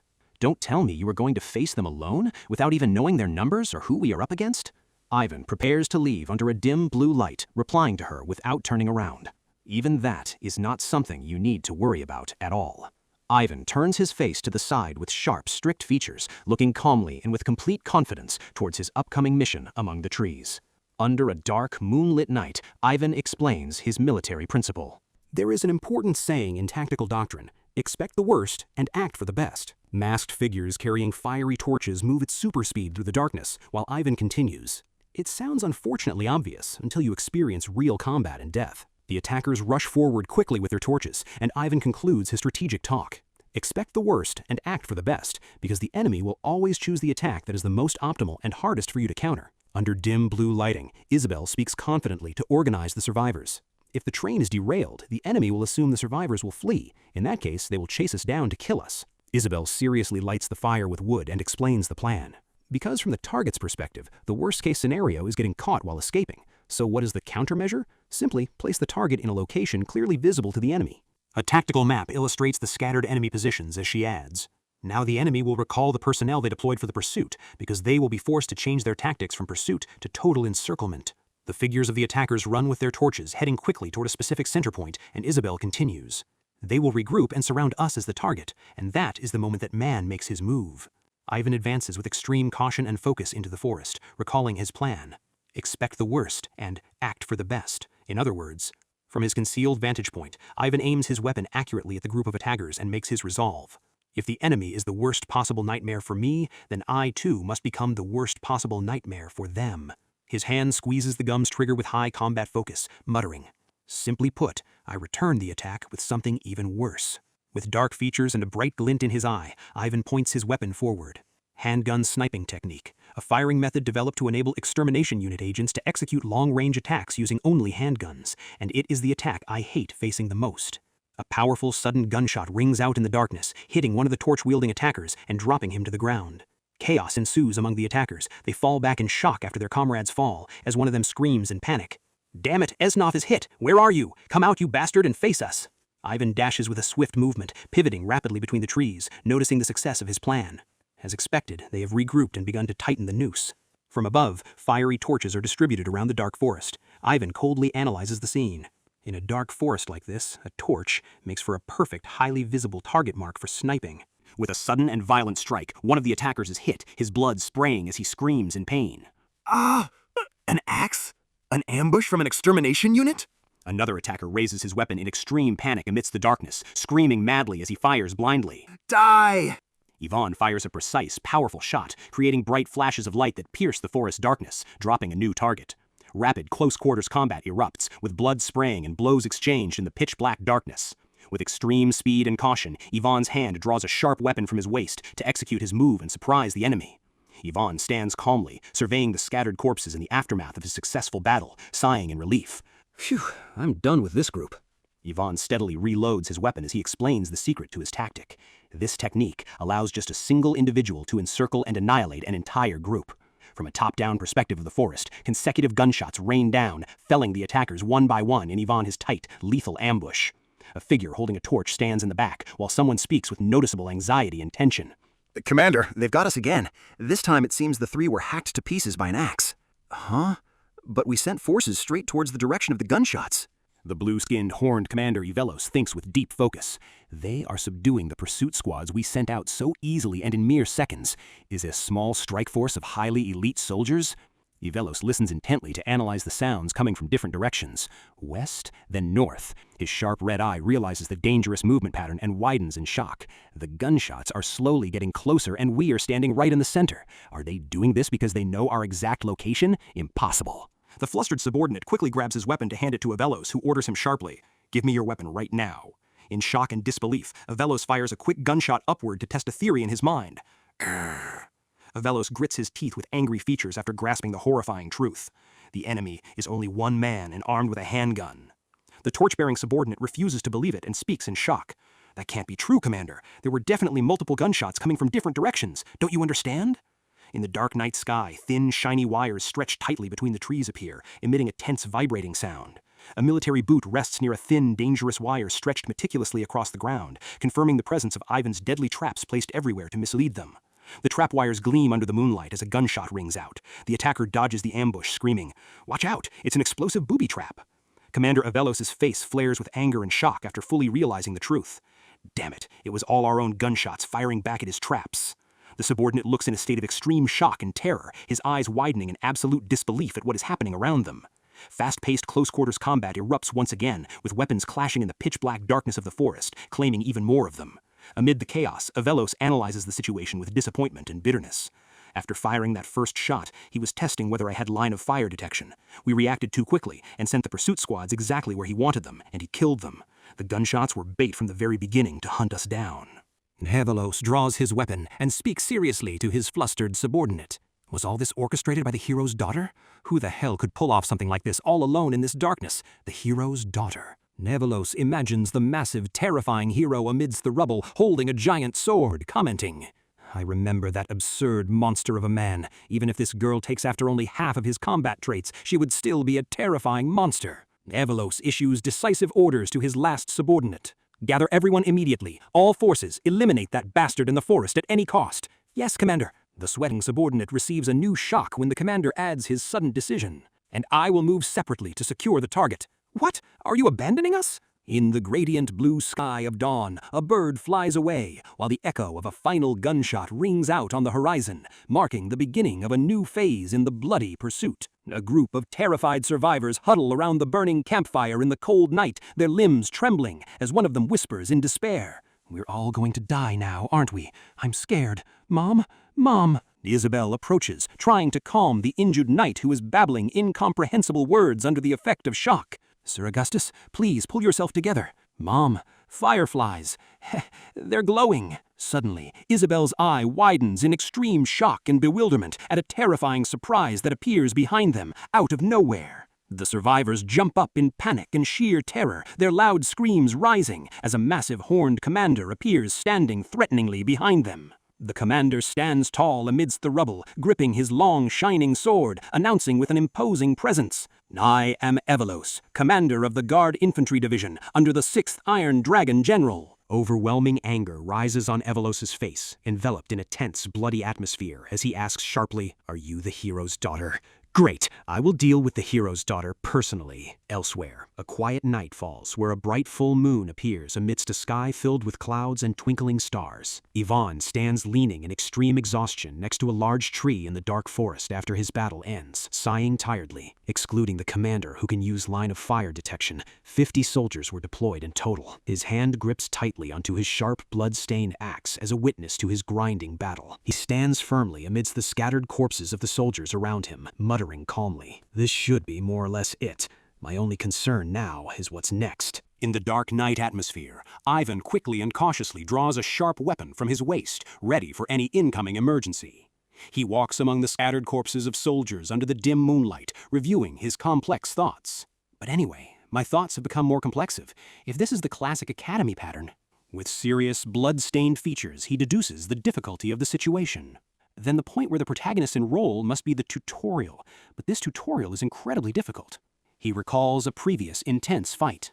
Isadisi's tutorial was simple enough for her to finish alone, just a bunch of punks who hijacked the train and couldn't even detect lines of fire.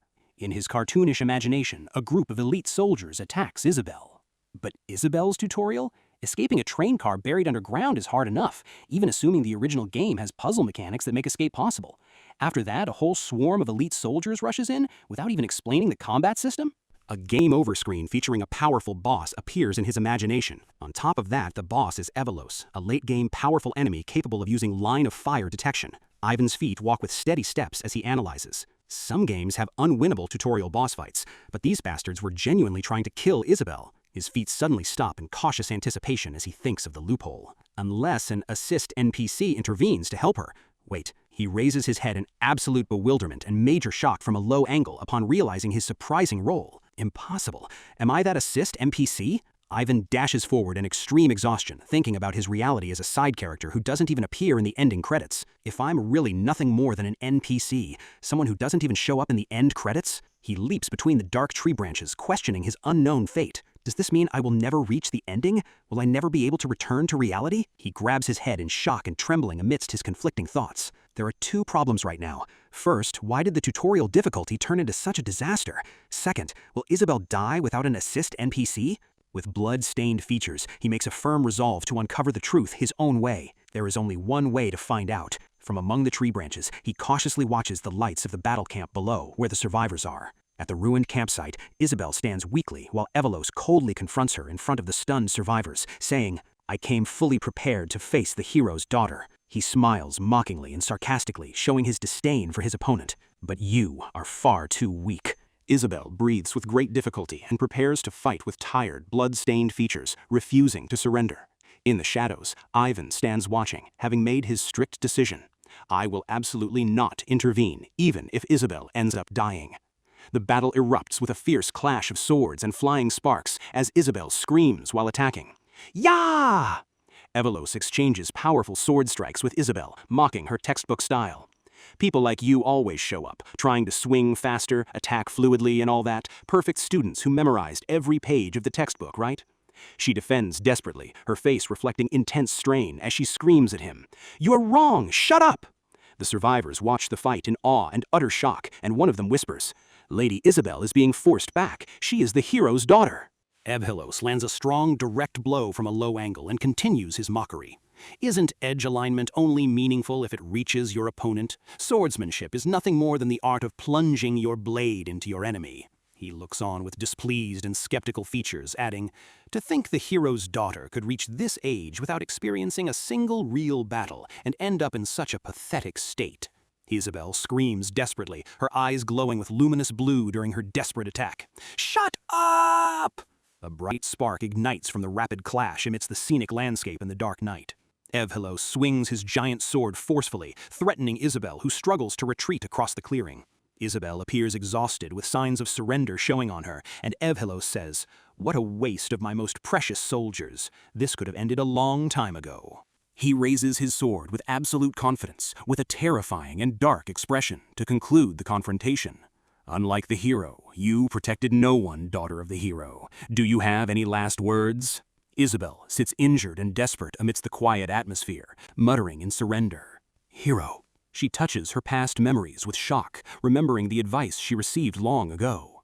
"Never try to become a hero." In a flash from the past, the injured knight and survivors converse around the camp. "A hero is called a hero not because they are the strongest, but because they are the bravest." "Sir Augustus?" The knight continues with sad features. "Therefore, we must never try to become heroes." This was over a decade ago. In a distant memory, the knight kneels respectfully during a formal ceremony, and the words are narrated. This is a gift the knight received before leaving for the battlefield, and we must not try to become heroes, because we must be aware of our own weakness. The memory returns to a formal ceremony inside a massive cathedral. Even now, with his mind gone from shock, the words engraved deep in his heart keep repeating themselves. In the past, the knight smiles confidently, holding his sword in a grand scene. "Stand where the weak stand, and look at our kind through their eyes." Isabel returns to the present, admitting her weakness with a tired and exhausted voice. "I will do that. I accept it. I am weak." Evelos rushes to deliver a finishing blow to her, and her thoughts echo. "If you have no last words, die." We must be aware of our own weakness. The reason we raise our swords is because it is right, because it is just. She barely dodges the strike on the ground next to the burning fire and asserts to herself, "It is for the great cause that we must protect." The survivors watch the battle with terrified expressions, cheering desperately, while Isabel realizes it is no different from giving alms to the poor or lending a helping hand to someone injured, because it's only natural, because it's just. Evelos dashes forward with all his might and anger to attack, adding, "Therefore, Knight of Thales." She tightens her grip on her sword with renewed determination amidst a luminous aura. "You stand here not through bravery, but through humility." Her sword crosses with her opponent's in a fierce, direct clash that generates an aura of power and flying sparks. She stands in exhaustion, gripping her sword as steady as a mountain. Every righteous act is merely a small, ordinary deed. Her eyes ignite with power and glowing magical energy to reflect her decisive determination. "So for the great cause, raise your sword." She leaps to deliver fast, spark-igniting strikes against the astonished Evelos. She exchanges rapid blows and fierce sword clashes with him amidst a dazzling light aura that illuminates the area. He screams in overwhelming shock and disbelief at what he is seeing. How? Isabel then delivers a decisive, powerful strike with her glowing sword toward the enemy amidst an aura of overwhelming power. The shining sword blade cleaves the air with tremendous force and speed in the battle, in a close, lightning-fast, unblockable motion. In a dramatic and poignant shot, Isabel pierces Commander Evolos's back with her sword under the light of the full moon. His legs tremble as drops of his blood fall profusely onto the dark ground.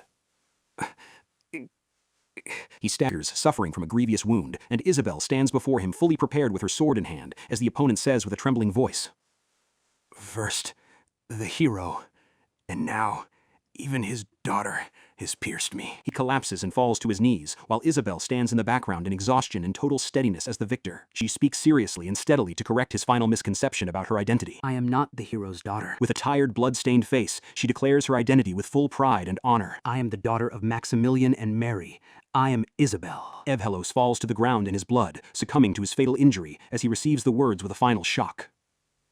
"Is that right?" Isabel falls to her knees, leaning on her sword in extreme exhaustion next to his corpse, and sighs in extreme exhaustion. "I am completely exhausted." She smiles peacefully and with a slight calm after achieving this difficult, impossible victory. But in the survivors' camp, amidst the light fog, they hug each other in joy and relief after the danger is past. "She saved all the survivors. We're alive! We're alive! Thank God! Phew!" Isabel's bright eye opens wide in awe and major shock upon hearing a familiar voice comment, "Excellent." The bearded Ivan stands confidently and calmly as the corpse of the defeated commander appears beside her, and she asks him in astonishment, "The other enemies?" He answers simply while looking at the corpse, "That was the last of them." Isabel sits on the ground, leaning on her sword in exhaustion, and Ivan looks at her with a mysterious smile. "This is truly amazing.